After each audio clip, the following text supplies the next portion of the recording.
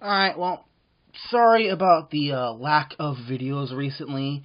I've been stuck working a crap load of overtime.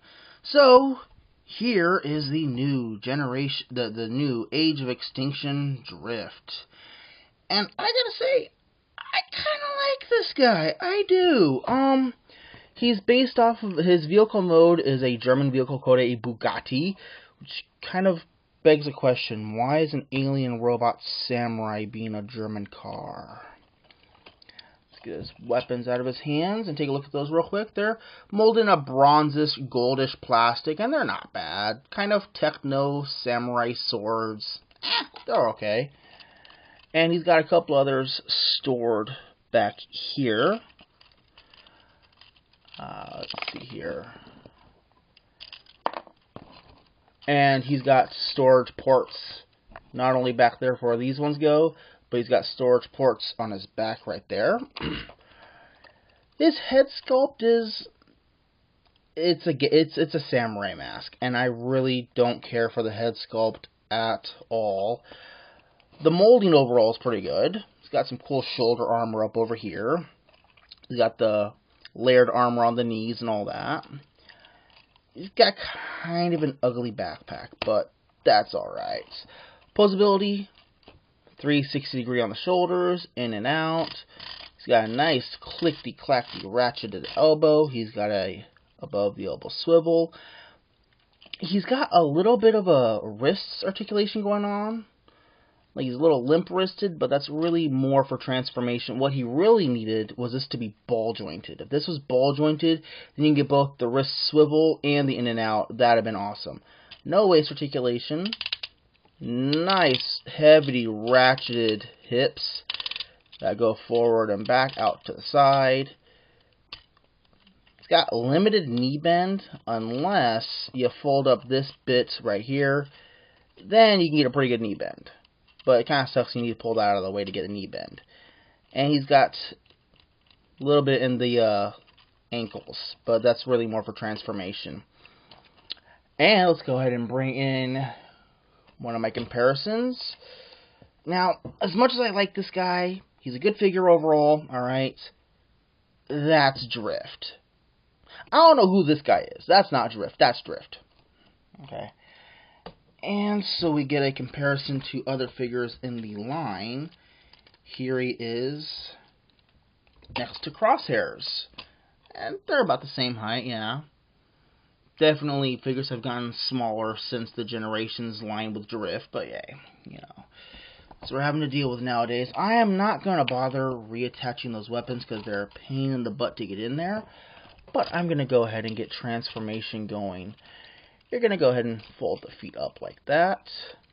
You're going to bring these panels out and swivel those down. Panels out, swivel down. And these go ahead and peg together at the back. Straighten his arms out. Fold down his arm armor. Arm armor. Okay.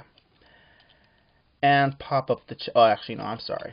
First, you gotta come back here to behind his head and pull that out. Now, it's actually kind of funny. Pay attention to this part right here. This little rectangle bit here, because that pegs into a tab on the back of his head assembly. And for the life of me, when I first got this figure, it's not mentioned in the instructions. I transformed him to car mode, they transformed him back, and I'm like, why won't this peg on anymore? I finally figured it out, and I felt really, really dumb. So, take the chest, bring it up, and that's going to push the head back in there. Take the whole roof section, spin that around, and when you get it around, you're going to flip that out, and that'll be the front of the car. Straighten everything out and line things up. Bring that panel back, and just doesn't want to quite peg in, but there are pegs in there to peg the legs to the underside of the car. And then close this up. Make sure the hands go behind the shin armor. Otherwise things won't peg together very well. And just push things in place. Now, those swords, the short ones, store right underneath the roof in vehicle mode. You just leave them right where they were. But these ones, and again, these was not in the instructions. Pegs in right underneath like so. And you got your German Bugatti. So, let's go ahead and get crosshairs in here for a side-by-side comparison.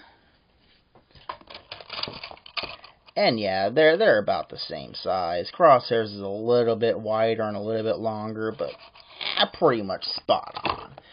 Now, this isn't Gen Drift, but it's the same mold, just different color. Yeah, this is actually Generations Blur, and you can see how much bigger Blur is than the movie Drift. He is way longer, which, again, sucks. I do like the vehicle design. They got nice painted silver rims, nice sparkly paint back here, 2 gas caps, one on each side, which is kind of funny. I like the look of the car. I like the look of the toy. I kind of wish they would have made this fin a little bit shorter, because on the real thing, this extends up when it hits like 60, 70 miles an hour or something like that. It's a great figure. If you can find it for like $10, $15, Walmart, Target, etc., pick it up. It's a great, fun figure.